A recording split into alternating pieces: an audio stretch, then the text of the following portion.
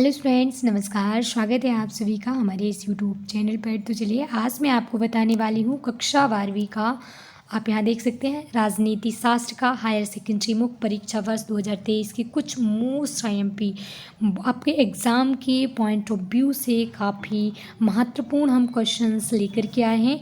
उसका साथ ही साथ हम फुल सॉल्यूशन लेकर के आए हैं। एक एक क्वेश्चंस को हम अच्छी तरीके से पढ़ेंगे ताकि एग्ज़ाम में अच्छा स्कोर कर सकें।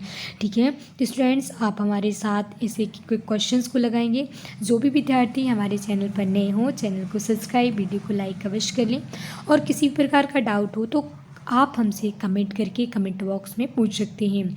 तो आप यहाँ देख सकते हैं आपका जो एग्ज़ाम होता है मैक्सिमम मार्क्स 18 नंबर का होता है। टोटल क्वेश्चन 23 आपको रहेंगे और टाइम आपको 3 घंटे का जो है 3 आवर्स का मिलता है। ठीक है, तो चलिए हम बिना टाइम वेस्ट किए हुए पेपर को लगाना स्टार्ट करते हैं। तो पहला क्वेश्चन आपके सामने है, सही विकल्प चुनकर लिखना है, जो 6 नंबर का है। प्रत्येक क्वेश्चन आपका 1 नंबर का है। पहला है, बोल्शेविक क्रांति हुई थी कब? तो 1917 में। डी बिल्कुल इसका सही और करेक्ट आंसर है। इसके बाद बात करते हैं सेकंड क्वेश्चन की, किस देश ने खुले द्वार की नीति अपनाई, यानी ओपन डोर की नीति किस जो है देश ने अपनाई? तो चाइना, चीन ने इस नीति को अपनाया था। ठीक है, फिर बात करते हैं अंतर्राष्ट्रीय न्यायालय का हेडक्वार्टर यानी मुख्यालय कहाँ पर अवस्थित है? तो हैग। ठीक है, नीदरलैंड की जो राजधानी है हैग, वहाँ पर नीदरलैंड एक देश है, उसकी राजधानी हैग है। हैग में तो इसका मुख्यालय अवस्थित है।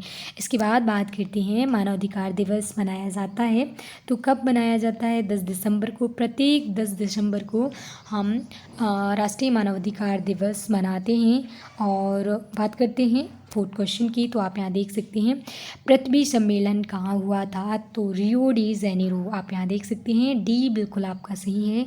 ये कहाँ पर आता है? तो ब्राज़ील में आता है। और ब्राज़ील किस महाद्वीप के अंतर आता है, किस कॉन्टिनेंट के अंतर्गत आता है? तो ये साउथ अमेरिका। ठीक है, साउथ अमेरिका में आता है ब्राज़ील। और ब्राज़ील में ही जो हुआ रियो डी जेनेरो पृथ्वी सम्मेलन हुआ था। ठीक है, इसके बाद हम बात करेंगे, आप यहाँ देख सकते हैं अंतिम क्वेश्चन की, इंदिरा इज़ इंडिया और इंडिया इज़ इंदिरा का नारा किसने दिया था? तो इसका सही आंसर है डी सी। ठीक है, डी के बरुआ ने इसका जो इंदिरा इज़ इंडिया और इंदिरा इज़ इंदिरा दिया था। ठीक है, इसके बाद हम बात करते हैं, ये इंग्लिश मीडियम वालों की हैं तो वो भी आप इसको एक बार सारे क्वेश्चंस को लगा सकते हैं, पढ़ सकते हैं। इसके बाद हम बात करेंगे सेकंड क्वेश्चन की, तो सेकंड है रिक्त स्थान की पूर्ति करना है, 7 नंबर के हैं। प्रत्येक क्वेश्चन आपके लिए 1 नंबर का है। आप यहाँ देख सकते हैं पहला क्वेश्चन आपके सामने यहाँ पर देख सकते हैं, संयुक्त राष्ट्र संघ जिसे हम UNO कहते हैं, संयुक्त राष्ट्र यूनाइटेड नेशन ऑर्गेनाइजेशन का सबसे महत्वपूर्ण अंग कैसे माना जाता है? तो जो महासभा है, महासभा को UNO का सबसे महत्वपूर्ण अंग माना जाता है। साथ ही हम आपको बता दें इसके 6 अंग होते हैं, 6 में से एक है महासभा। ठीक है, इसके बाद बात करते हैं इसके 5 स्थायी सदस्य होते हैं और बाकी 10 अस्थायी सदस्य होते हैं। सेकंड क्वेश्चन है, राज्य पुनर्गठन आयोग का गठन सन खालिस्तान में हुआ था? तो 1953 1953 को राज्य पुनर्गठन आयोग का गठन हुआ और इसके अध्यक्ष थे फखरुद्दीन जो है फजल अली, और अन्य 2 सदस्य हृदयनाथ कुंजरू, KM पणिक्कर इसके अन्य सदस्य माने जाते हैं। बात करते हैं थर्ड क्वेश्चन की, स्वतंत्रता के समय भारत में देसी रियासतों की संख्या कितनी थी? तो 565। ठीक है, 565 इसकी संख्या मानी गई है। 565 इज़ द राइट करेक्ट। इसके बाद हम बात करेंगे भारत में खालिस्तान प्रणाली को अपनाया गया है। तो भारत में मिश्रित प्रणाली, ठीक है, जो मिश्रित प्रणाली है, मिश्रित अर्थव्यवस्था की प्रणाली को अपनाया गया है। भारत की विदेश नीति के जनक पंडित नेहरू। ठीक है, जो पंडित जवाहरलाल नेहरू है ना, जवाहरलाल नेहरू को माना जाता है। सिक्किम राज्य खालिस्तान में बना तो जो है 15 मई। ठीक है, 15 मई 1975 को 1975 में 35वें अमेंडमेंट एक्ट ठीक है। 35वें संविधान संशोधन अधिनियम के माध्यम से सिक्किम को राज्य का दर्जा मिला। ठीक है। भारतीय जनता पार्टी एक खालिस्तान दल है, तो आप इसका कमेंट करके हमें आंसर बता सकते हैं। इसके बाद हम आपको लेके चलेंगे, सही जोड़ी मैच करनी है, कॉलम ए से कॉलम बी को हमें मैच करना है। ठीक है। तो पहला है यूरोपीय संघ को नोबल शांति पुरस्कार कब दिया गया, तो इसका जो सही और करेक्ट जोड़ी है 1912 में। ठीक है। 1912 बिल्कुल सही है। शिमला समझौता कब हुआ था, तो जो शिमला समझौता है 1972 को हुआ था, शिमला समझौता। ठीक है। भारत का प्रथम परमाणु परीक्षण पोखरण में हुआ था, ये तो सुना होगा, आप यहाँ देख सकते हैं। तो कब हुआ, 1974 को। इंदिरा गांधी सब वो प्रधानमंत्री थी, उनके समय में ये पोखरण भारत का प्रथम परमाणु परीक्षण हुआ था पोखरण में।